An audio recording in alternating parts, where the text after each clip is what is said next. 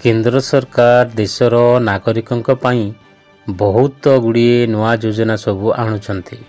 सरकार फोकस रे एबे वर्तमान महिला को सशक्त करने सांगकु सेमानंकु देश विकास रे भागीदारी करने लक्ष्य रे सरकार नुआ नुआ योजना मान आनिबारे लागिछंती। महिला मानक पई आउ एक योजना भेटी देबाकु जाउछंती प्रधानमंत्री नरेंद्र मोदी हरियाणार पानीपत रे बीमा सखी योजनार शुभारंभ करिछंती। भारतीय जीवन बीमा निगम एही योजना को आरंभ करी पीएम मोदी कहिछंती जे भारत महिला सशक्तिकरण दिगरे लगातार पदक्षेप नेउछंती। एही योजना महिला को सशक्त करिवो एवं आर्थिक भागीदारी कराइबो। से कहिछंती जे आमे अनेक कल्याणकारी योजना को महिलांक नारे आरंभ करिछु। LIC रो बीमा सखी योजना अधीन रे 18 रु 70 वर्ष बयसर महिला को सामिल कराजिवो। तेबे एथिरे सामिल हवा पई महिला जन अंततः 10वीं पास करिथिबा आवश्यक।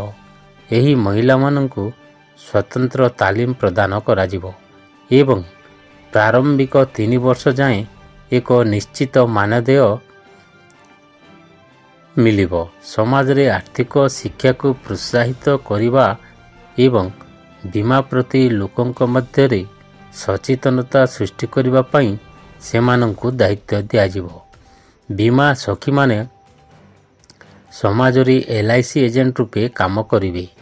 यह व्यतीत स्नातक करिथिबा बीमा सखी को भविष्य रे LIC सह डेवलपमेंट ऑफिस भावे काम करिवार मध्य सुजोग मिलिबो। पीएम मोदी प्रतीकात्मक रूपे किछि बीमा सखी को नियुक्ति पत्र मध्य देइछंती। एही योजना अधीन रे बीमा सखी को प्रथम 3 वर्ष जाए 5 रु 7 हजार टंकाए मानदेय मिलिबो। यह सह बीमा सखी को प्रति पॉलिसी उपरे कमिशन मध्य मिलिबो। LIC रो ऑफिशियल वेबसाइट को जाई एही योजना पई आवेदन करि परिबे। सूचना अनुसार पूर्वरु LIC सह काम करुथिबा कर्मचारी परिवार सदस्यों को यार सुजोग मिलिबो नाही। आगामी 1 वर्ष रे 2 लाख बीमा सखी करिबा पई सरकार लक्ष्य रखिछंती। महिला को मानदेय पॉलिसी रे कमिशन व्यतीत टार्गेट हासिल क्षेत्र रे किछि बोनस मध्य दियाजिबो। अमिति योजना संपर्कित